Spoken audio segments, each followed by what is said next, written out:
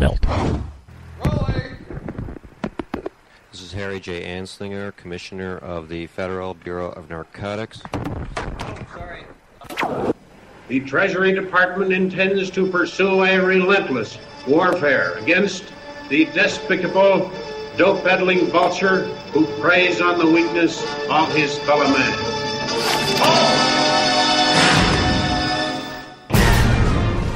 America's first drug czar was Harry J. Anslinger. A law and order evangelist, Anslinger would shape America's attitude toward marijuana for generations to come.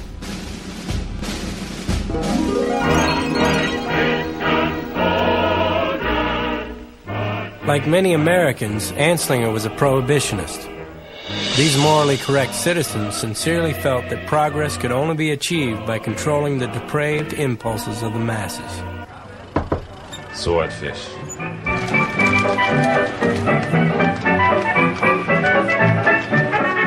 He believed that if the laws were tough enough, America could be rid of alcohol.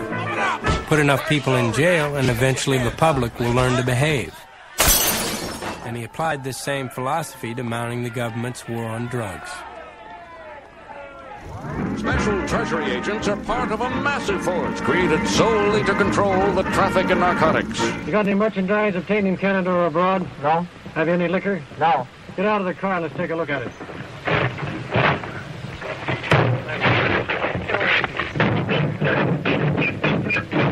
Come on. Move over, J. Edgar Hoover. Here come the agents of the Federal Bureau of Narcotics. Like J. Edgar Hoover, Anslinger posed for the cameras, creating the impression he was smashing one major dope ring after another. But he found out pretty quickly that policing 48 states on a depression-strapped budget was impossible. His solution was to try to convince the states to police local drug traffic themselves. Campaigning tirelessly, he lobbied each state to sign a joint agreement to commit state resources to fighting drugs. But only 9 states signed on. The other 39 viewed it as federal interference in their affairs. It was a major defeat for the young drug commissioner, but he wasn't the type to give up.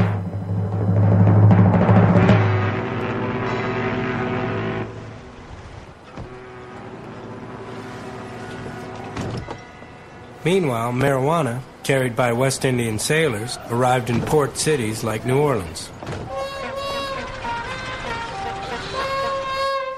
Known as muggles, tea, or reefer, it was popular with the jazz crowd because it made music sound so good. From here, musicians carried it up the Mississippi to urban centers in the north. Have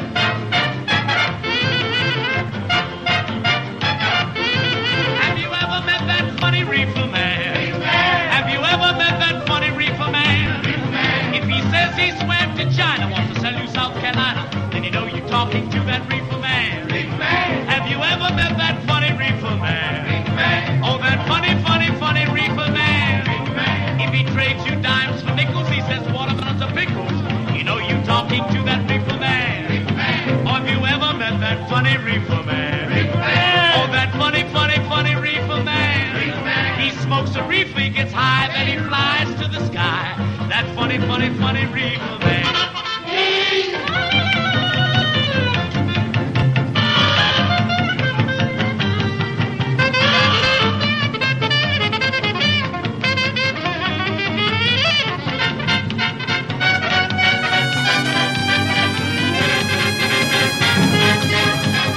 With marijuana showing up in the big cities, Anslinger realized it might be the answer to his problem.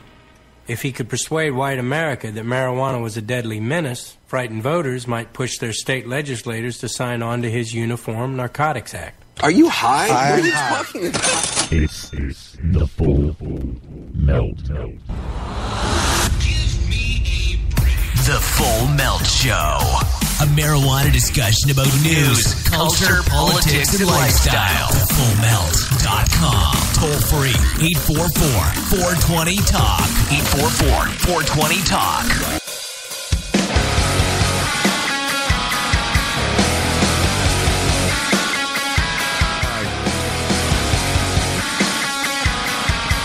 It's an amazing, absolutely amazing book by Johann Hari, Chasing the Scream, the First and the Last Days of the War on Drugs.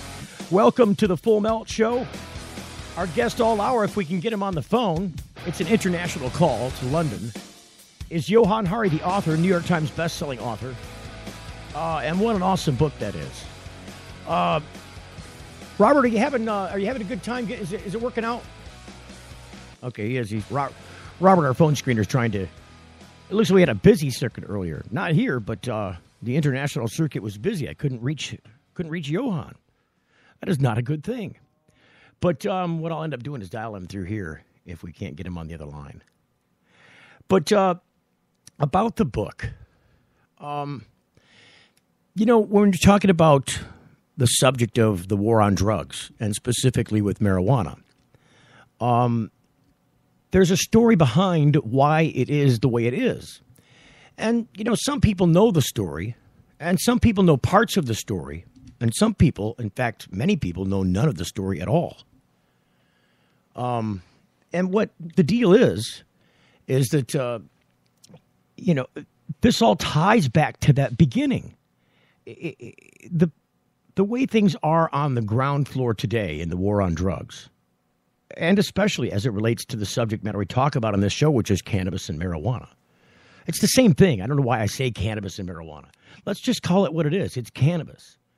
The war on cannabis was started by Harry Anslinger back in the 1930s. The Harrison Act, the Marijuana Stamp Act back earlier before that. That was the beginning of it.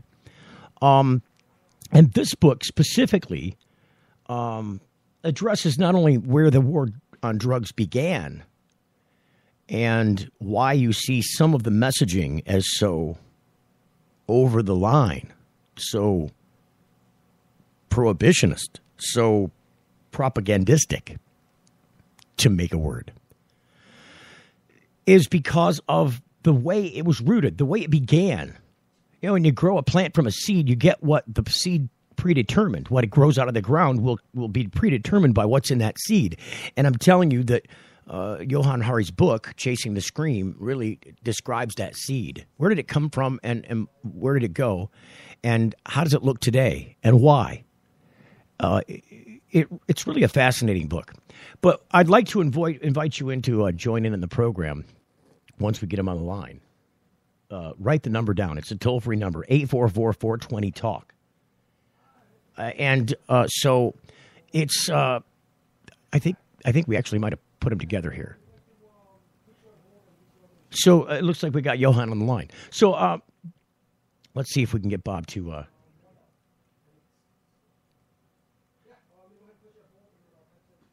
So you got him on the line there, Robert? That's okay. You can't put him on hold there. I'm gonna grab the line here, and then you're gonna have to switch the handset out of the other thing there. Johann Hari, live from London. Are you there? Yeah, good to be with you. Thanks for having me. I'm so glad that we got you on the line, because when we first tried to call you before the show started, we were getting an international busy signal, which I've never dealt with before. So. Oh, right. Sorry about that. Yeah, I was wondering why there wasn't a call coming through. I thought I might have got the time difference wrong, so I'm glad it worked out. So thank you so much for taking the time out of your schedule to come on and be a guest on the program today. No, thank you. It's my pleasure. Now, I was just, unfortunately, you didn't get to hear the intro to the program, but I played a little piece about Harry Anslinger. And kind of gave a little bit of background about Harry Anslinger. It's just kind of a documentary piece. But it describes the situation that you kind of go over in your book about the seed, planting the seed for the war on drugs. And, can you reflect on that a little bit as we open the program tonight? Because your book addresses the war on drugs. And, of course, it talks about the beginning and the end days of the war on drugs. But can you tell people about the way this all began? Yeah. The way I start the story of how it all began was the story of how Billie Holiday, the great jazz singer, was stalked and killed by Harry Anslinger, which is a story where fragments of it have been out there, but it hadn't been brought together before.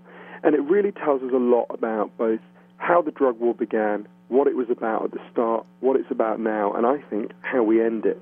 So, 1939, Billie Holiday stands on stage in New York City and she sings the song Strange Fruit, which your listeners will know is a song against lynching. Her goddaughter, Lorraine Feather, said to me, "You've got to understand how shocking this was, to have an African-American woman standing in front of a white audience in a hotel where she wasn't even allowed to walk through the front door. She had to go up through the service elevator and singing a song against white supremacy. This was like viscerally shocking." And that night, Billie Holiday gets a warning from the Federal Bureau of Narcotics. They say to her, effectively, stop singing this song. And Billie Holiday had grown up in segregated Baltimore when she wasn't even allowed into loads of stores because she was an African-American. And she had promised herself as a little girl she would never bow her head to any white man. So when she gets this order from the Federal Bureau of Narcotics, she effectively says, screw you, I'm going to sing my song anyway. And that's the point at which Harry Anslinger resolves to destroy her. So in terms of, I'm sure your listeners are pretty familiar with Anslinger, but just to give a little bit of background, Anslinger is, I think, the most influential person who no one's ever heard of. He takes over the Federal Bureau of he takes over the Prohibition Department just as alcohol prohibition is ending. And Harry Anslinger was really driven by two intense hatreds. One is an intense hatred of addicts, and the other is an intense hatred of African Americans. At the same time that he finds out that Billie Holiday is a heroin addict, he finds out that Judy Garland, Dorothy from The Wizard of Oz, is a heroin addict. He advises Judy Garland to take slightly longer holidays and assures her studio that she's going to be fine. With Billie Holiday, he resolves to absolutely break and destroy her. He becomes obsessed with her. She's the symbol of everything he thinks is going wrong in America. It's an African-American woman standing up to racism. He thought jazz was like a kind of mad, disordered chaos. There's this really funny stuff I found in his archives where his agents write him things like, they quote these jazz songs like, when he gets to motion, he thinks he can walk across the ocean. And he writes very solemnly, when they use marijuana, they really do believe that. But he hated employing African Americans, but you couldn't really send a white guy to stalk Billie Holiday in Harlem. It'd be kind of conspicuous. So he employs an African American called Jimmy Fletcher, and Jimmy Fletcher follows Billie Holiday around for 2 years, and he notes everything about her, and he gets to know her pretty well. And Billie Holiday was so amazing, Jimmy Fletcher fell in love with her. And his whole life he felt ashamed of what he did. He busts her on Anslinger's orders. Listen, Johann, we're coming up on a break, so if you'll just bear with me. I know we just established this. Bear with me. We'll come back after the break and pick up on the story with Harry Anslinger and Billie Holiday right after the break on The Full Melt Show. Stand by. You're getting The Full Melt. Got something to hide? Canalock offers discreet and effective storage solutions that destroy odor, so nobody knows. Canalock is a patented charcoal-activated bag that discreetly stores your marijuana. Canalock is made from the same material as military chemical warfare suits. Get yours at Canalock.com. Visit Canalock.com to learn more about no-smell technology. Well, this formula is specifically to grow cannabis. That's Ray Kogo for Kogo's Original Cannabis Formula Nutrients. Now, everybody knows that large buds and tight buds come from genetics, and then the amount of light you use. The other part is having the correct nutrients that the plant's going to use. Mine specifically to grow cannabis, so it's going to get everything that it needs. Ray knows what you may not. Those nutrient companies you can get in most grow shops are not cannabis specific. That means they take the stuff out of the bloom that your plant needs in bloom. You can get Kogo's Original Cannabis Formula Nutrients too. It's just 2 1-gallon jugs that make over 600 gallons of nutrients, all for less than $100. See the difference for yourself. More trichomes, bigger buds, faster growth, and for less money. Go to CANNABISformula.com or call Ray direct at 517-375-8998. That's 517-375-8998. Kogo's Original Cannabis Formula Nutrients. Does your dog or cat suffer with joint disorders, arthritis, anxiety, cancer, chronic pain, or other ailments? Hemp or cannabis-based medicinal products are now legal. Why should your pets go without the same options that we have available? Try Sativus, a daily hemp oil with CBD. Sativus is quality inspected and made in the USA. Easy-to-use drops are applied directly to your pet's food. For your pet's wellness, try Sativus drops. Ask for Sativus at your local pet store or learn more at petpain.com. You know, it's not easy out there, but it can be easier. And when it comes to medical marijuana in Michigan and chronic pain management, Dr. Bob Townsend, renowned for his patient advocacy and deep understanding of how patients and medical marijuana certifications fit together, makes it his hallmark to educate and provide the best holistic treatment for your condition. His knowledgeable staff makes you feel warm and welcome, and Dr. Bob makes you feel well. With locations across the state in Cadillac and Gaylord, Kalamazoo, Marquette, Mount Pleasant, Muskegon, Saginaw, Traverse City, you can't beat the convenience and feeling you get knowing you have someone on your side that cares. Denali Healthcare is on the web at denalihealthcaremi.com. Get answers to your holistic health questions or schedule an appointment now by calling 989-339-4464. Chronic pain management and holistic health answers is what they do. It's all they do. DenaliHealthcareMI.com. Get your certification and peace of mind now by making an appointment with Dr. Bob Townsend at 989-339-4464. In this cold weather, I suffer many aches and pains, which keep me from doing the things I enjoy, like playing the piano, crafting, and spending time with my grandchildren. Toledo Hemp Center, 1419 Sylvania Avenue, has shown me there is an alternative to pharmaceutical drugs. I use CBD, cannabidiol, infused hemp lotions, oral sprays, and topical oils. Thank you, Toledo Hemp Center, for helping me restore and maintain my health with no side effects and no high. Find out more at ToledoHempCenter.com. It's the Full Melt Radio Show. Southern trees bear strange fruit, blood on the leaves and blood at the root. So what you're hearing here in the background is Billie Holiday singing Strange Fruit. Our guest all hour is Johann Hari, author of Chasing the Scream. It's currently a New York Times bestseller. Johann, I interrupted your story before, but real quick, can you give us a heads up about, the book?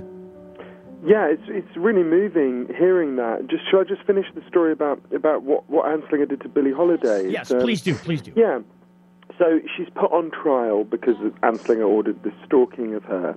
She said about the trial, it was called the United States versus Billie Holiday, and that's how it felt. And she's sent to prison. She doesn't sing a word in prison. When she gets out, this is, I think, the cruelest part of the story. You needed a license to perform anywhere where alcohol was sold, and they refused her the license. So her friend Yolanda Bavan said to me, what is the cruelest thing you can do to a person is to take away the thing they love. And they take singing away from Billie Holiday. And, of course, she relapses. And she ends up going into quite deep alcohol and heroin addiction. And when she eventually collapses in New York City, she's taken to hospital. And she's convinced that Anslinger isn't finished with her. She says to one of her friends, they're going to kill me in there. Don't let them. They're going to kill me. And she's taken into the hospital. She's diagnosed with liver cancer. Anslinger's men arrest her on her deathbed. I spoke to the last surviving person who had been in that room. They handcuff her to her deathbed. They don't let any of her friends in to see her. They take away her candies and her record player. One of her friends manages to insist that she's given methadone because she obviously had gone into heroin withdrawal. And they do give her methadone, and one of the doctors gives her methadone, and she started to recover. And then 10 days later, Anslinger's men have the methadone cut off, and she dies. One of her friends told the BBC that she looked like she had been violently wrenched from life. And I think there's loads of things we can see about what really motivated the drug war, and what drives the drug war now to some degree, which is, when you have a law that is broken by a very broad range of the population, obviously you can't arrest half of the population of the United States, which is what you'd have to do to enforce it. You inevitably enforce it against unpopular minorities, people who are easiest to attack and who are least in a position to fight back. But also, really it's striking when you look at this stuff from the early drug war. I would have thought, if you'd said to me at the start of the journey of doing this book and all the places I went and all the people I met, why were drugs banned? I would have guessed that it was for the reasons that we would get if you asked a random person on the street, why are drugs banned? You know, you don't want kids to use them, you don't want people to become addicted. That stuff barely comes up when you look through. I went through Anslinger's files and looked through all the early debates. Overwhelmingly, the drug war is founded in this race panic where there's a belief that a crazy belief that African Americans and Chinese Americans are using drugs, forgetting their place and attacking white people. It's really worth knowing about Anslinger. He was regarded as a crazy racist by the crazy racists at the time. Like, he was regarded as, you know, he used the N-word so often in official police memos that even in the 1930s, his own senator said he should have to stand down because he was so extreme. And it's really shocking when you read it, you know, like, you know, his officers saying about Billie Holiday, we're going to kick that N-word down the stairs.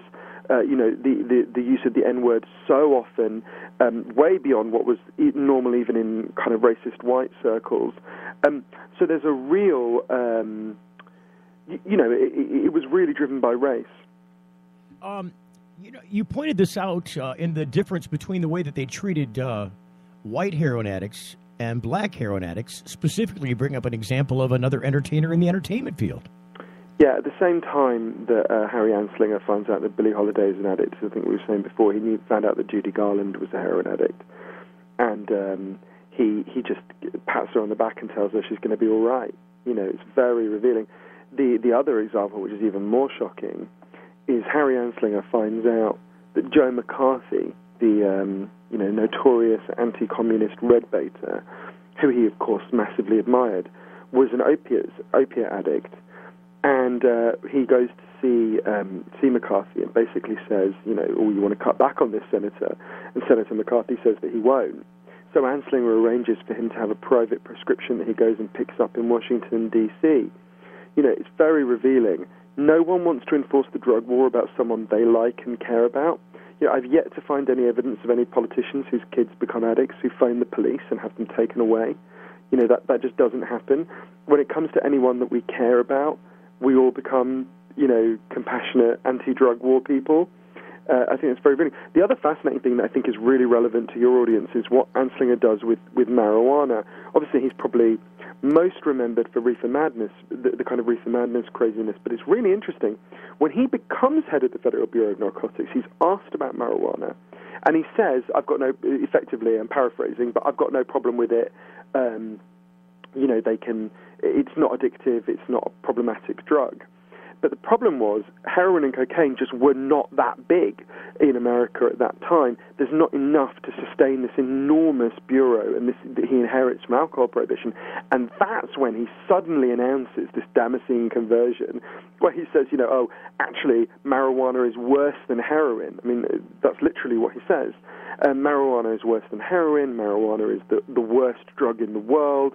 You know, these quotes that just seem, you know, almost comical now, where he says, you know, if Frankenstein's monster bumped into marijuana on the stairs, it would drop dead of fright, that kind of thing. And he really latches onto one particular case, which I think is fascinating, of a boy called Victor LaCarta, who was a young man in his early 20s in Florida, who hacked his family to death with an axe.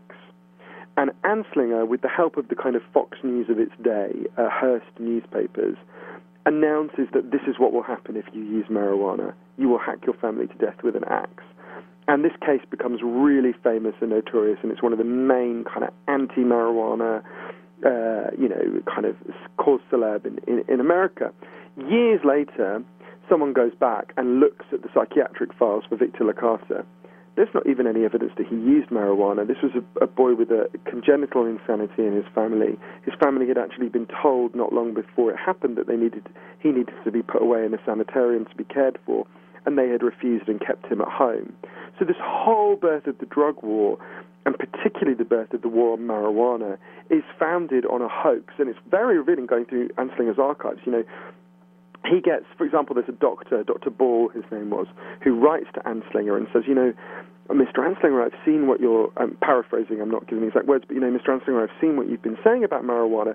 You might be right. I suspect you're not, but what I think we should do is fund clinical trials to just find out whether you're right. You know, we could do these trials, and I can set them up. And Anslinger just writes back saying, basically, no way, we're not doing any clinical trials. The time is over. For me, the quote that most summarizes Anslinger's life is at one point someone argued with him about why he was wrong, and he said, "I've made up my mind, don't try to confuse me with the facts," which I think could be the slogan for the entire drug war. That's an amazing statement. Don't let facts get in the way of what I'm trying to do here. Exactly. It must have been a fascinating thing to have access to Anslinger's records and to thumb through them. Did that take you back in time when you were prepping for this book? Oh, it's super interesting. I mean, it was just fascinating to discover these stories and the scale of Anslinger's influence.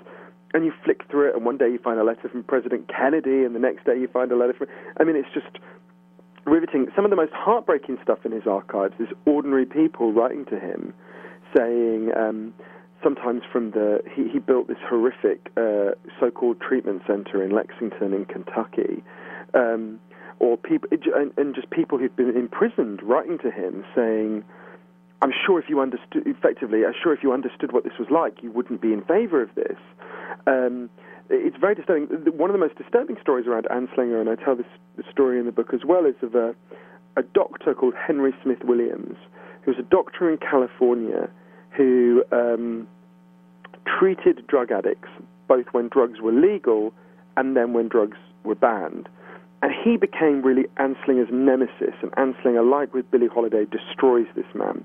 This man, it's very interesting, there was a deliberately written loophole in the drug laws when drugs were first banned in 1914, which said, none of this applies to addicts. We're banning drugs for everyone else, but addicts should be able to go to their doctor and get them. And that continued until Anslinger. So basically, there were loads of places where doctors just prescribed heroin, and basically, quite often, they would prescribe it to anyone who asked for it, because they thought, well, it's better they get it from me than from, some criminal gangster who's going to sell a contaminated product. This goes on for quite a long time. Anslinger shuts it down, and he shuts it. And it's really important to understand that drug war was massively resisted in the United States when it was introduced. 17,000 doctors challenged this so much that they have to be arrested. The mayor of Los Angeles, popularly elected mayor of Los Angeles, stands in front of a heroin prescribing clinic and says, effectively, you will not shut this down. This does a good job for the people of Los Angeles. So there's a really big conflict over this. And it was really interesting. Henry Smith Williams, this doctor, saw this disaster coming. He wrote an incredibly prophetic book called Drug Addicts Are Human Beings, which basically predicts the entire drug war right at the start. At one point he says, obviously we wouldn't do this, but if we were so foolish as to continue with this policy for another 50 years, we'll have a $5 billion smuggling industry in the United States. He was right to almost the exact year. It's eerie. And what he saw is that obviously when you ban drugs, drugs don't disappear. They're transferred from doctors and pharmacists to armed criminal gangs. And he saw that by far the biggest beneficiaries of the drug war were the mafia. And he even discovered something that was even more crazy. I think it's so fascinating. When Anslinger shuts down this loophole state by state, California is one of the places that holds out the longest because, it's popular in California. They see that it works. And in the end, they did shut it down. And Henry Smith Williams discovered why. It turns out the local Chinese drug gangs were really annoyed that in Nevada, drug addicts had to come to them to buy the drug gangs to buy their drugs, but in California they could go to the doctor. So the Chinese drug gangs bribed Anslinger's agents in California to introduce the drug war and shut down the legal routes to addicts getting drugs, because that meant that the addicts had to go to the criminal gangs, and they won. So they actually, right at the birth of the drug war, criminal gangs bribe the state to introduce the drug war because it works so well for them. Henry Smith Williams, this doctor who writes this prophetic book, he was convinced that Anslinger must be in the pay of the mafia, must be in the pay of the criminal gangs, just like his agents were in California, because why else would someone do something so foolish? I mean, Henry Smith Williams was wrong about that. There's no evidence that Anslinger was being paid by the mafia, but you can understand why he thought that, because they were the only winners. there was a lot of, when you talk about the racism that was going on here, and then you talk about the gangs that come in, really the way that things look now were actually just being born then. They really haven't changed much in the way of stance, have they? With the undertone of racism and the application of the war on drugs against people of color. And then also the way that the gangs were basically not only paying the government to help introduce the drug war since it started putting money in their coffers, but they began organizing strongly then and really were working in concert with the government's prohibition program, weren't they? Yeah, and that's a really astute way of putting it. I think you're totally right that one of the things that was so fascinating to me, we think of the drug war as beginning with Nixon in the 70s. In fact, it begins way earlier. I mean, Anslinger uses the phrase warfare against drugs. He's the first person to use this. Coins the phrase. Yeah, I discovered it in his archives. I was really struck he was using that phrase in the 30s. And it's really interesting. There's so many fascinating things in what you just said, but tracing these dynamics through to today. So about 20% of my book is about the history, and most of it is, I wanted to go on this journey because I realized 4 years ago that we were coming up to the centenary, 100 years since drugs were first banned. And I thought of myself as someone who knew quite a lot about this subject. One of my earliest memories is of trying to wake up one of my relatives and not being able to. And as I got older, realizing we had drug addiction in my family. And I'd written quite a lot about this subject.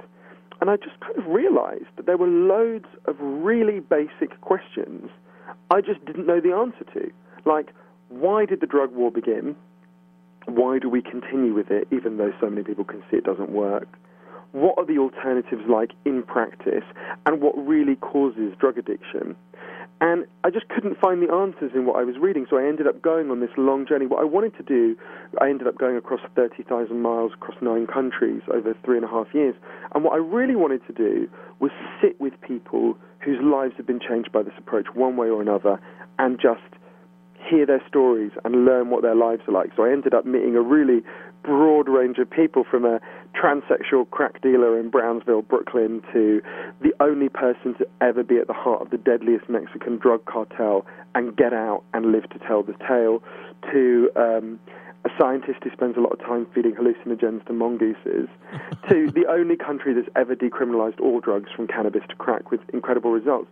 And I think the thing I most learned is that almost everything we think we know about this subject is wrong. Drugs aren't what we think they are. Drug addiction is not what we think it is. The drug war is certainly not what we've been told it is for the past 100 years. And the alternatives aren't what we think they are. And this really ran all the way through. To answer the specific question you asked about it going through to today, the racism element going through to today. Yeah, I tell the story in the book of someone I got to know well. We got 30 seconds till break, just as a heads up. Oh, sure. Well, in that case, I'll pick up the story after the debate. But it's very interesting that the dynamics that are there at the birth are very much the dynamics that are there now. And it's fascinating as well to go to the countries where the drug war has ended, to see how these effects that began then begin to disappear and dissipate. Stand by, going to break, 1-844-420-TALK if you want to talk to Johann Hari. Full Melt.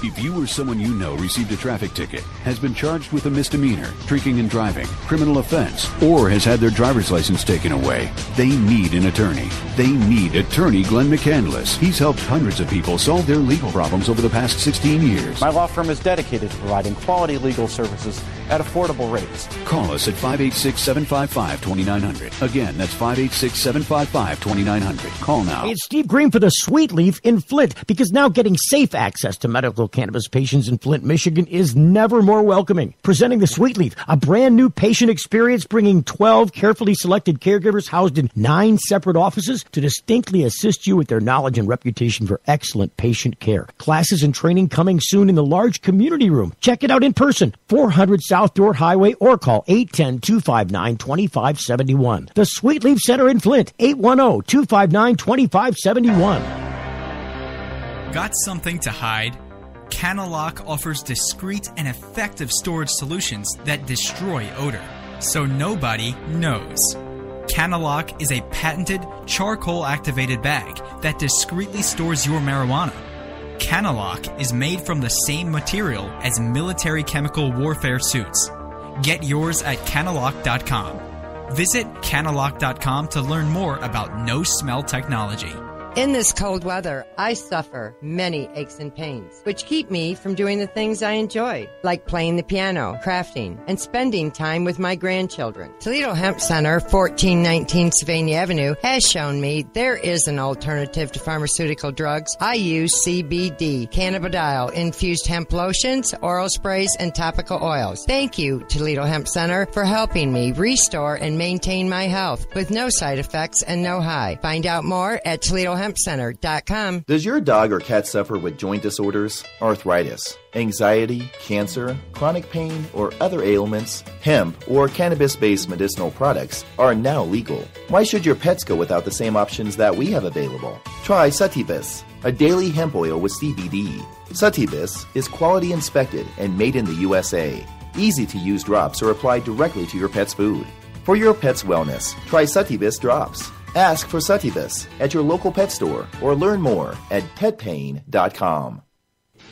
It's the Full Melt Radio Show. From strange fruit to strange brew. Normally I play popular music going in and out of these segments, but today I wanted to pay tribute to the drug war. And so I thought that a song from Cream might help.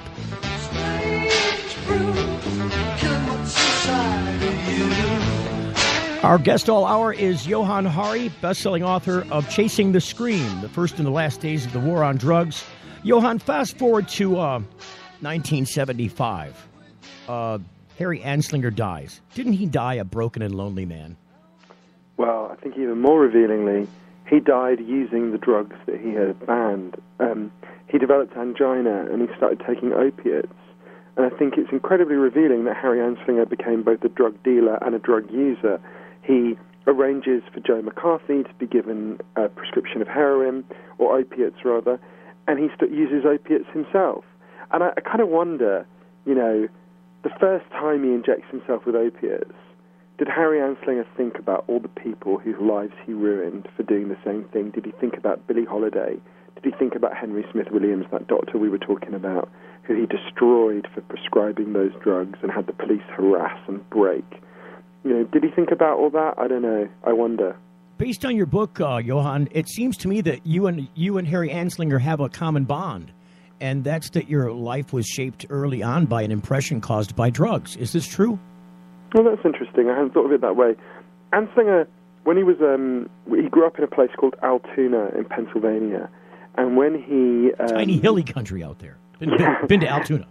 And he, when he was a little boy, well, not that little, when I think he was 10 or 11, he had a farmer who lived near him, a farmhouse near him, and one day he went to see this farmer, and the farmer's wife was screaming, and little Harry Anslinger didn't understand it, and the farmer said, this is before drugs were banned, the farmer said, go to the pharmacy and pick something up, right? And so Harry Anslinger goes there as quick as he can. He takes the horse and cart. He goes as fast as he can, and he collects this thing, and he brings it back. And the farmer takes it, and there were opiates, and he gives them to his wife, and the wife calms down. And Anslinger traced his hatred of drugs to that moment, and he resolved to wipe these drugs from the face of the earth. The title of my book, Chasing the Scream, comes from that moment, because I think one of the many tragedies of Harry Anslinger is he believed he was eradicating those screams from the face of the earth. In fact, he was causing a lot more screams and making things a lot worse. But he genuinely believed that he was, eradicating these things from the face of the earth. I brought that up because I happened to see an image of, a very recent image, and this was prior to my discussion with you coming on the program, of Harry Anslinger's grave. Somebody went out to his gravesite, and I'm not sure where it is. I'm sure it's on the East Coast. You probably didn't have an opportunity during your travels in the background of this book to actually see his gravesite. Am I assuming correct? I didn't. How fascinating. So I saw a picture of his tombstone, and it was posted on Facebook. And it was by people who were massively angry at Harry Anslinger. And they were desecrating his grave with defecation. Oh, wow. I'm not in favor of that. No, I'm not saying that that's... No, I said he went suggesting that I go and have a dump on his grave. But yeah. It was an awful thing, but it shows you the hatred that people have towards this man for the impact that he had and the legacy he leaves behind after he's gone. Yeah, he was a massively, massively influential person. I would say about him, though, a couple of things. One is, I'm not a believer in the great man theory of history.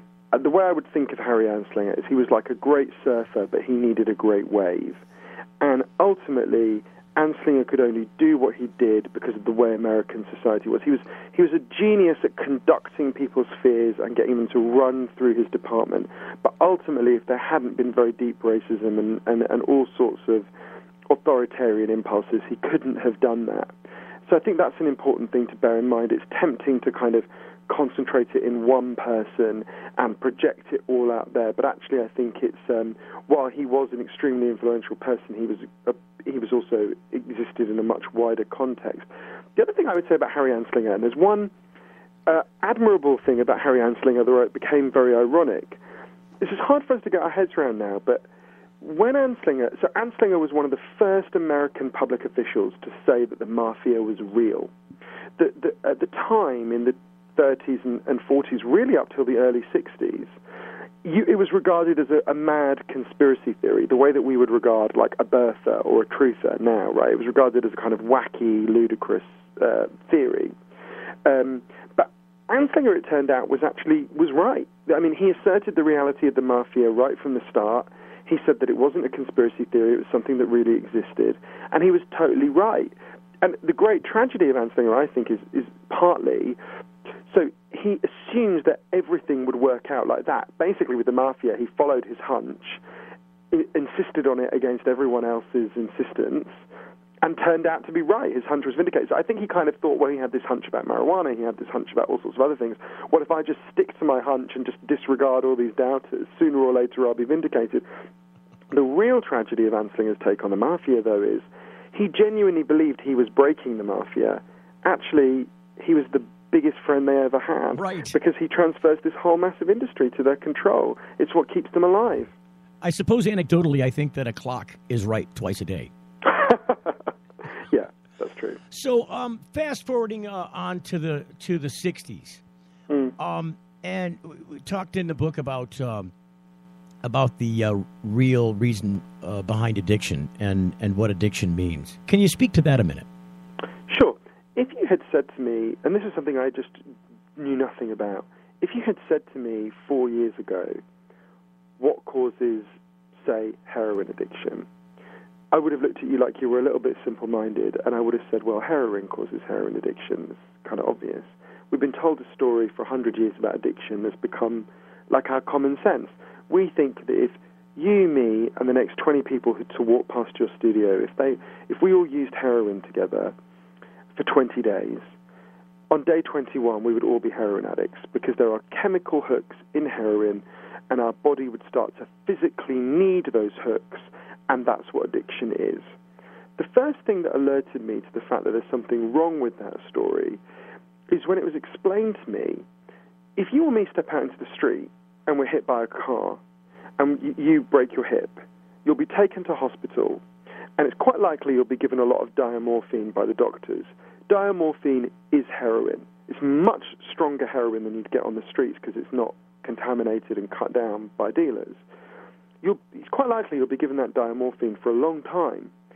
Anyone listening to this, people near you are being given heroin in hospitals for quite long periods of time. If what we think about addiction is right, those people should leave hospital as addicts, or at least a significant number of them should. There's been studies of this. That just doesn't happen, right? You will have noticed your grandmother was not turned into a junkie by her hip replacement.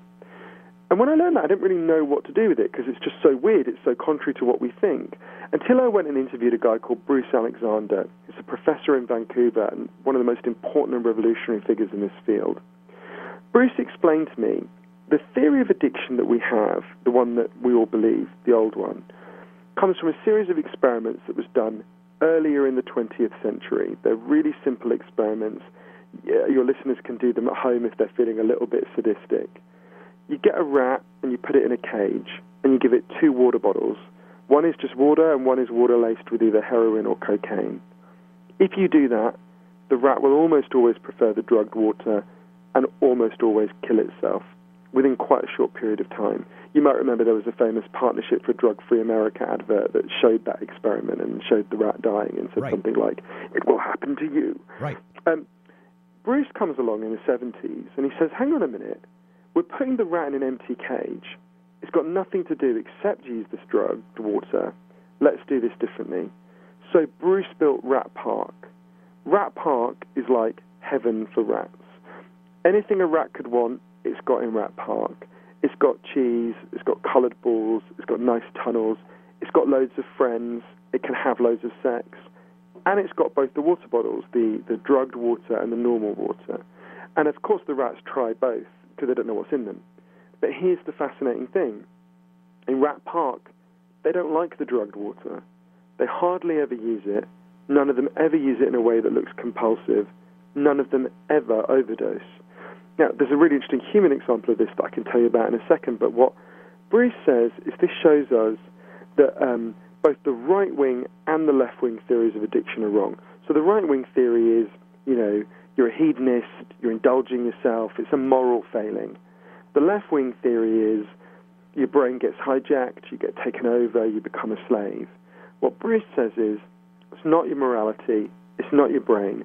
To a much larger degree than we've understood, addiction is an adaptation to your environment. It's your cage. Human beings have an innate need to bond. And when we're happy and healthy, we will bond with the people around us. And when we can't bond with the people around us because we're traumatized or isolated or just been beaten down by life, we will bond with something that gives us some relief. Now, that might be gambling, that might be pornography, that might be cocaine, but you will bond with something that gives you some sense of relief. Now, that helps us to explain why the vast majority of us can use drugs and not develop a problem, why the vast majority of marijuana users, the vast majority of cocaine users, the vast majority of users of virtually every drug don't become addicts. Because most of it, in the same way you go into a bar, most of the people there are not going to be alcoholics. Because, most of us have a happy and bonded relationship where we won't get a misfire. Say, we're going to... We got to head to break. Hang on for 1 second, Johann. We'll come back with Johann Hari. He's the author of Chasing the Scream, the first and last days of the war on drugs. It's the Full Melt Show. You're getting the Full Melt. Got something to hide? Canalock offers discreet and effective storage solutions that destroy odor, so nobody knows. Canalock is a patented charcoal-activated bag that discreetly stores your marijuana. Canalock is made from the same material as military chemical warfare suits. Get yours at canalock.com. Visit canalock.com to learn more about no-smell technology.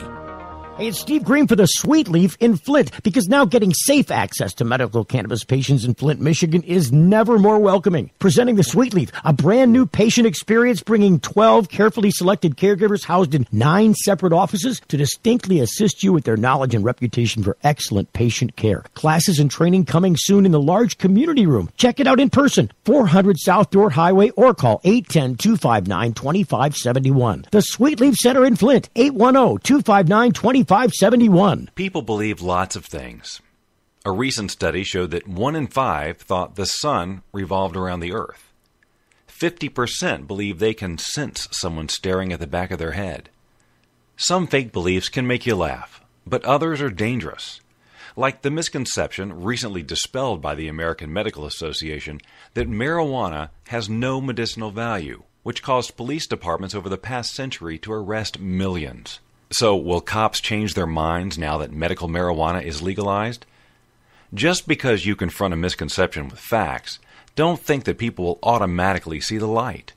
When the issue is our perceived safety, facts and logic often do not apply.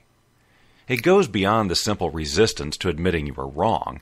It has to do with how ideas take root in our brains. When we first hear something, it gets processed in an area deep in our brain called the hippocampus. But as we think about it and remember it, it gets more deeply written into our cerebral cortex. Rewriting those deep beliefs is especially hard.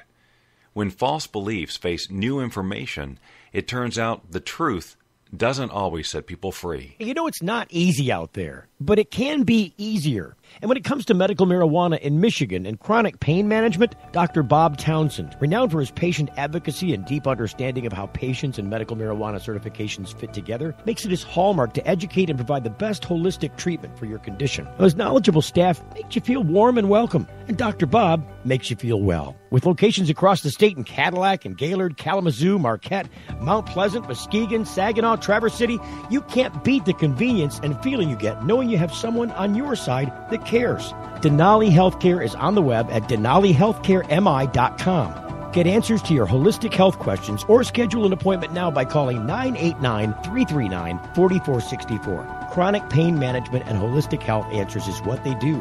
It's all they do. DenaliHealthcareMI.com. Get your certification and peace of mind now by making an appointment with Dr. Bob Townsend at 989-339-4464. That's misbehaved. It's the Full Melt Radio Show.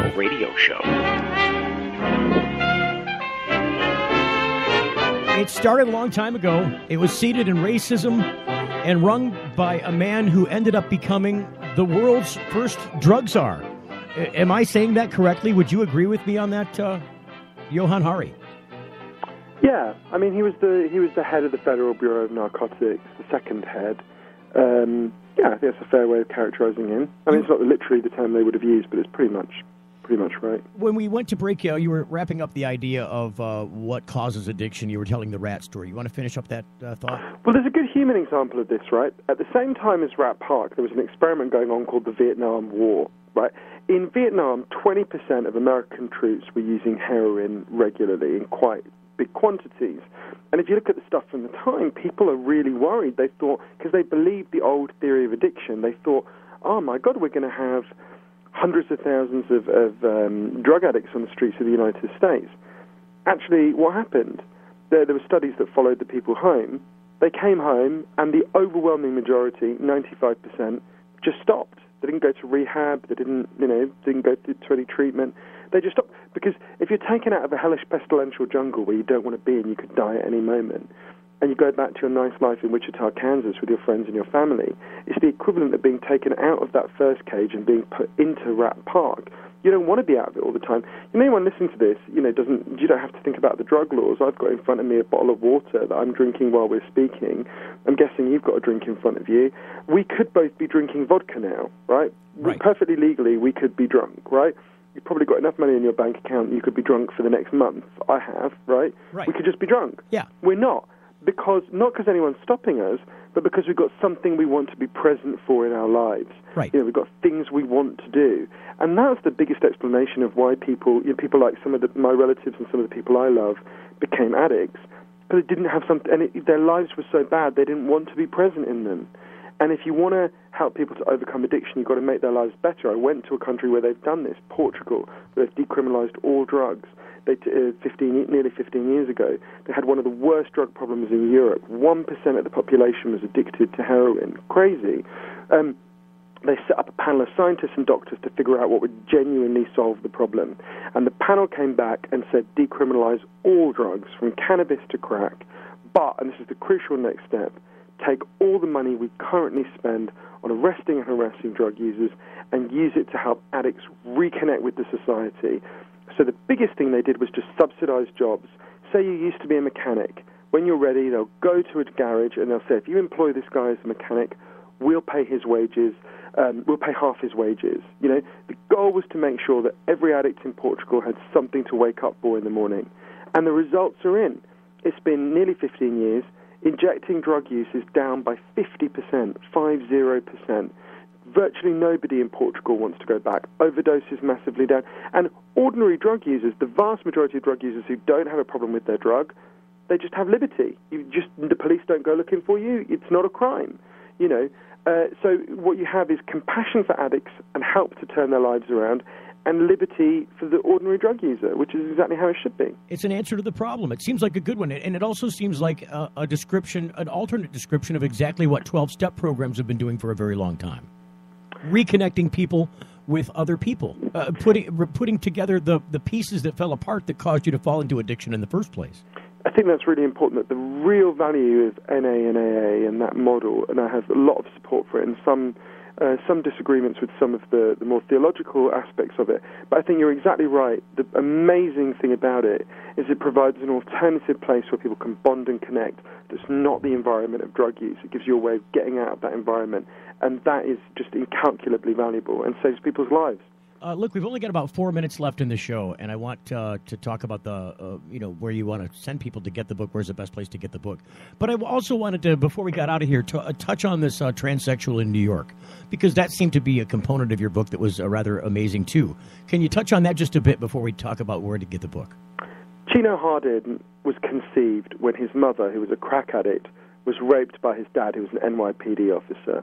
And his mother, Deborah, died in the first wave of the AIDS crisis because nothing was done to help addicts.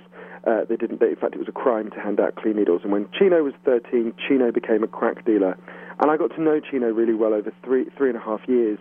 And Chino is one of the most wise and compassionate people I've ever met. And really, his story in the book tells you so much about how the drug trade works, the alternative. Chino's life has been ruined by the drug war in many ways. And Chino, when he got out of Rikers Island when he was in his early 20s, learned loads about the drug war, and just having been a senior member of the Crips, having seen his mother die through addiction, and just kind of learned, none of this was like the laws of nature. This was all the result of a political decision to start the drug war and to continue the drug war. And Chino became one of the most articulate opponents of the drug war anywhere. He leads these incredible campaigns in New York. And I really think my book, Chasing the Scream, is mainly told through the stories of individuals like Chino, like Billie Holiday, like the president of Uruguay, Jose Mujica, who was kept at the bottom of a well for more than 2 years, emerged to lead his country to be the first country to legalize marijuana since the 1930s. In his time as president, he lived in a shack. I went to the shack. It is no joke to say that, I can't think of a president of the United States that would keep their shoes in the place where President Mujica lived when he was president. So it's really what I hope people would get from the book is the feeling that they had met these amazing people that I met all over the world. That's what I pulled away from it. I felt a connection to some of the history, basically, that I had no other way to connect to before. So I had an appreciation for the way that you told the story in the book through the eyes of these people, because it personified the condition.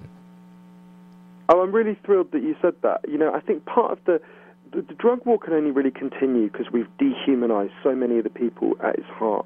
And one of the things I really wanted to do was to rehumanize these people, for people to realize that the people who are being screwed over by the drug war are people just like us.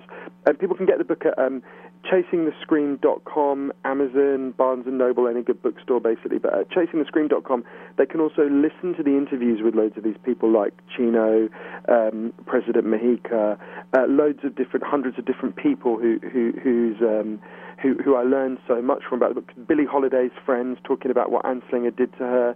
So chasingthescream.com is a place where they can really find out more resources about this. There's also a quiz to see how much you know about the drug war. Loads of other stuff there on that website. It's a fascinating book, Chasing the Scream, the first and the last days of the war on drugs. Johann Hari, live from London. Thank you so much for taking time out of your day today to join us. Thank you so much for reading the book so carefully and for engaging with this issue. I massively appreciate it. Thank you. Again, thank you so much. Good luck in the future. And look, I'm looking forward to read some of your other books for sure. Thank you. I really appreciate that. Cheers. Listen, for just a couple minutes left in the program here, I wanted to remind you who's on tomorrow. Tomorrow we've got Mike Wiseman on the program. Mike's a comedian. So we're going to talk about the comedy of cannabis tomorrow on the Full Melt Show. Make sure you get a chance to like us at the top of the page, at the top of our page right there where you're listening to us on thefullmelt.com. If you're at Spreaker, go to thefullmelt.com and like us on Facebook, like us on Twitter, and please like us as well over there on the Spreaker webpage, because we can't get anywhere without the Spreaker.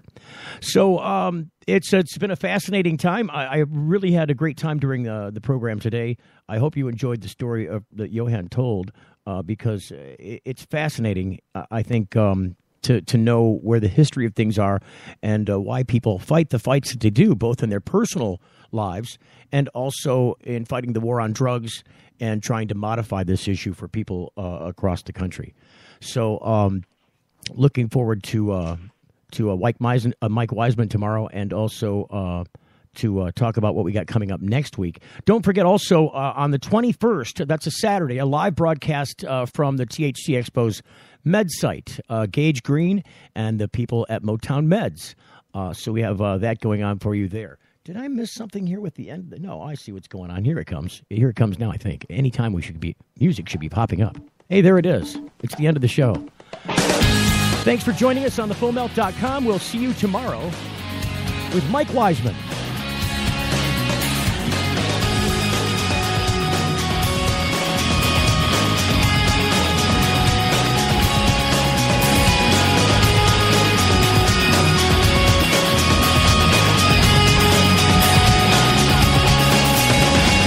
The Full Melt Show is a production of the Multimedia Digital Network.